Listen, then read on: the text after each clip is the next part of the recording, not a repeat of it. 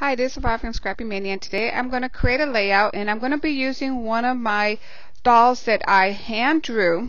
So this doll I created using a book that I purchased from the same designer that creates the Prima dolls from Julie Nutty. So what I did is this book has a lot of examples how to draw dolls, and also she also has some of the figures already pre-drawn. So I used this book and it helped me create this doll right there. So I want to use that for this layout. So the paper that I'm using is from an old paper stack that I bought some time ago, and it's called this Specialty Paper by Brenda Walton.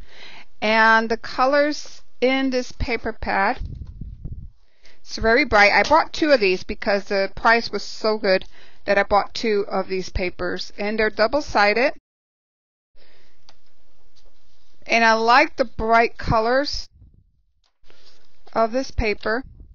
And actually I'm creating an album. It's a gift album for someone, and I'm using this paper in order to create that album because this person really liked bright colors, and this paper will do the trick. It's really bright, it's really beautiful. So I'm going to be using this paper. I just want to show you real quickly the paper. So I'm going to be using, I cut this paper out. So this is the page that I'm using. So I cut this out.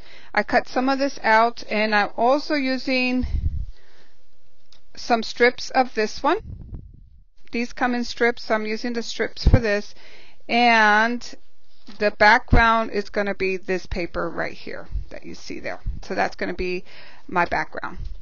So let me put this away and let's go ahead and get started. I'm going to show you some of the stuff that I used for stamping. So I went ahead and stamped a lot of my embellishments, and usually that's what I do when I'm ready to create a layout or an album.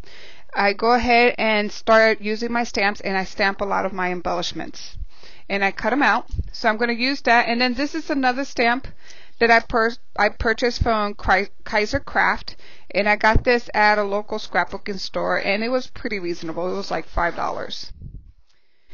And then of course I die cut some of my alphabet, so I used the Cricuts, and I die cut the alphabets, and I put it on this Xyron adhesive runner, and that's pretty much it. So let me go ahead and start creating my layout. I'm going to speed up the video and put this all together. Now, because I'm using bold colors, this is a very joyful, bold color layout. So I decided to outline it. And I noticed that it really looks nice when you are using a lot of bright colors to have like a little shade of black outline on your elements and also on your mats. And you'll see in a second what I'm going to do on the mats to give it that black outline. It's a trick that I've showed you in other videos how to do it with just a marker. So I'm going to place the element there. Now I'm not going to put any adhesives underneath because I want to be able to slip a mat under that area there. So now I'm taking this strip and I'm outlining it, and see how I outline it? I just put the tip of my marker on the edges of the paper and then run it through, and that creates a faint little outline, and it looks like you have matted it, but it actually is not matted. So I'm going to do the same thing with all my my photo mats. So I finished outlining all my mats, and now I'm outlining these photo corners, and I'm going to put one in each opposite side of the photo mat. And it really gives that layout that extra interest, because especially it's a gift album. I don't have photos, but you'll see in a second, just putting those photo corners on the edge and then placing it in this album or this layout, it really looks nice. And then I needed to cut that flower off because it was hiding my photo corner underneath the layer, so I decided just to cut it off.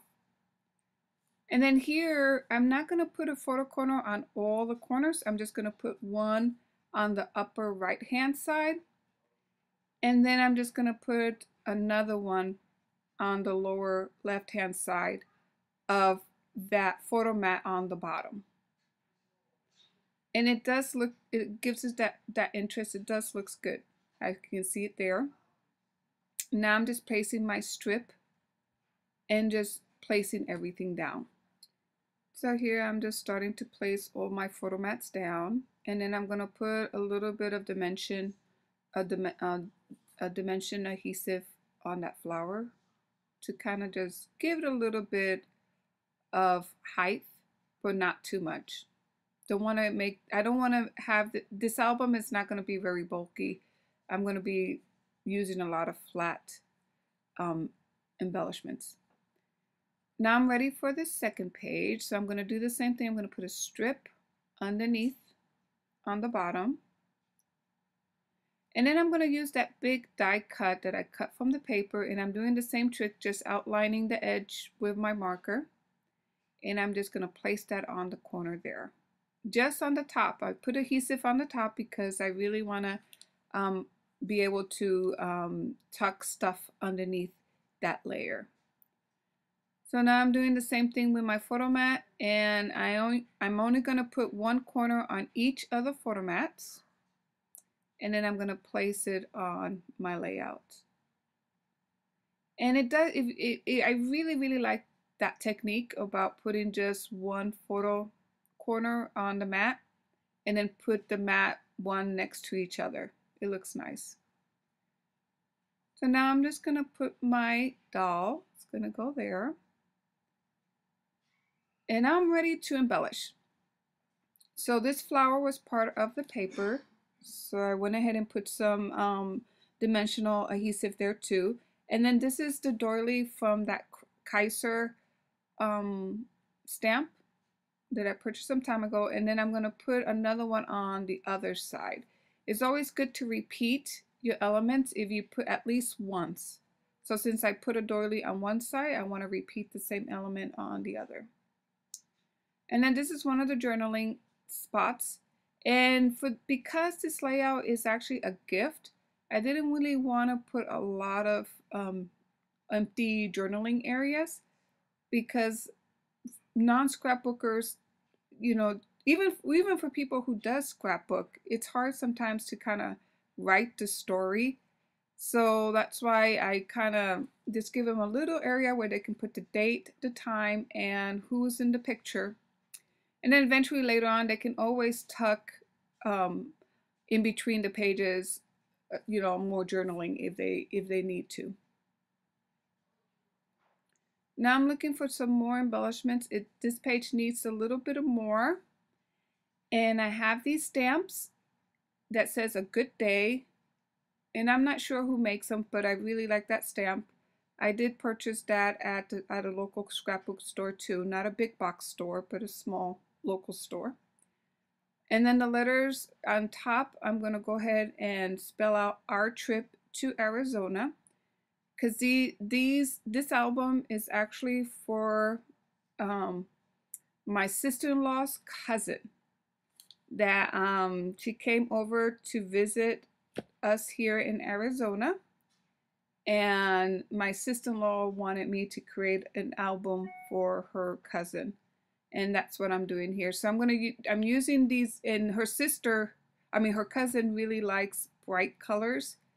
And that's why I'm going to be using that whole paper pad throughout this week to finish up with the album. And hopefully I'll have it done by the end of June. So I hope you keep coming back and look at my layout, because I'll be uploading the progress of this album. So here I'm just going to put a gem to simulate the lens of the camera. And then Arizona, I'm going to put a gem on the eye. And I always like putting gems for my dots. Now I didn't have a gem big enough for the dot for the eye and trip, so I just used a dot from the paper. Okay, so I'm done with my layout. So just a simple little layout. Here's the second page. So here's my first page. as you can see here. And then this is my second page, and it will be like this in the page protector. So I hope you like this quick tutorial, very simple layout, and thank you for watching. Bye.